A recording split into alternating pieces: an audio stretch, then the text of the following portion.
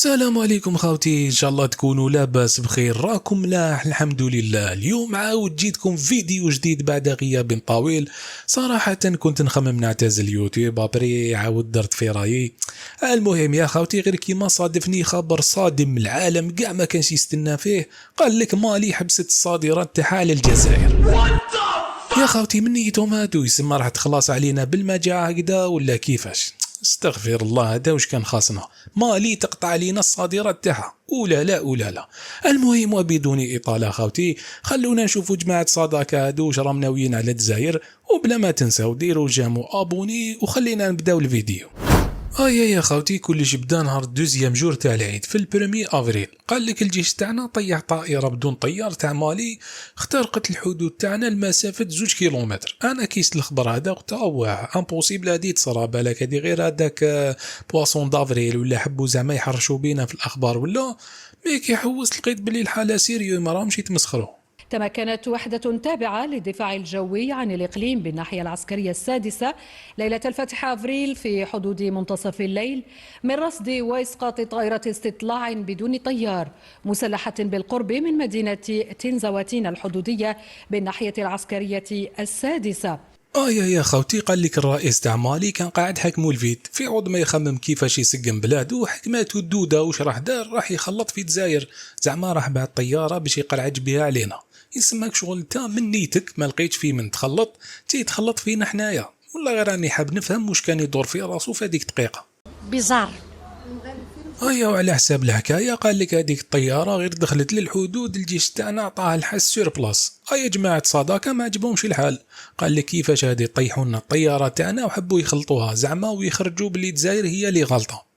هذا هو المعنى الحرفي تاع ضربني وبكا سبقني وجدك. مي المشكل في هذه الحكايه يا خاوتي، قال لك هذيك الطياره ماشي تاع مالي برك، مي تاع مالي والنيجر وبوركينا فاسو، بين ثلاثه يسالوا فيها شراوها كامل كيف بالكريدي. يسمى مساكن ما لحقوش ميم با يفرحوا بها، راحت في داك الشيء. يا خوتي تاع مالي كيش ما قارصه باللي لافوت تاعو كاع راح جاب الكومبلو اللي معاه اللي هما النيجر وبوركينا فاسو، وقال لهم يا جماعه انا خاطيني بعث الطياره ضرب دوره في الحدود الجزائر اللي طيحتها بلا سبه.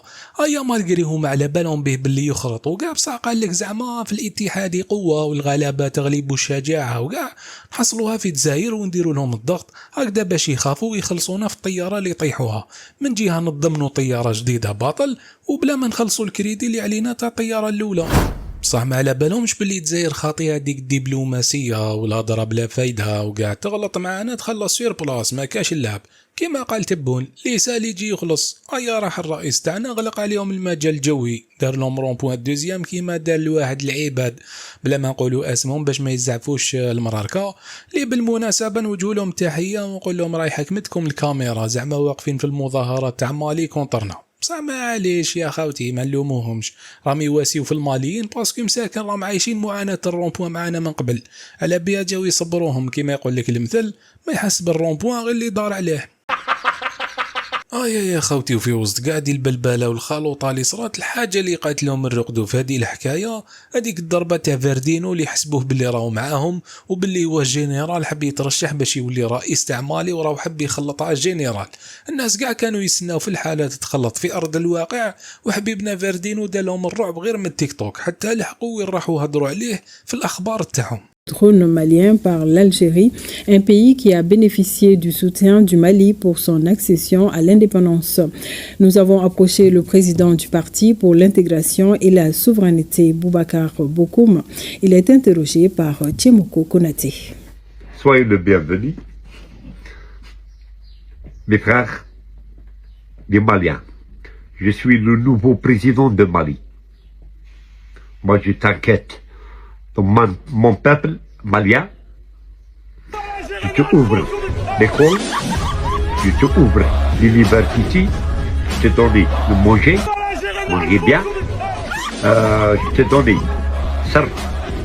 دوك يا خوتي من نيتهم هادو عيبات حبوا يرجلوا معانا. فردينو وحده من تيك توك دار لهم الرعب، فما بالك بالجيش تاعنا تاع الصح. يا افريقيا اللعينه، ما تعرف لا تضحك ولا تبكي على حاله القاره الكحلوشه تاعنا وين وصل فيها الجهل.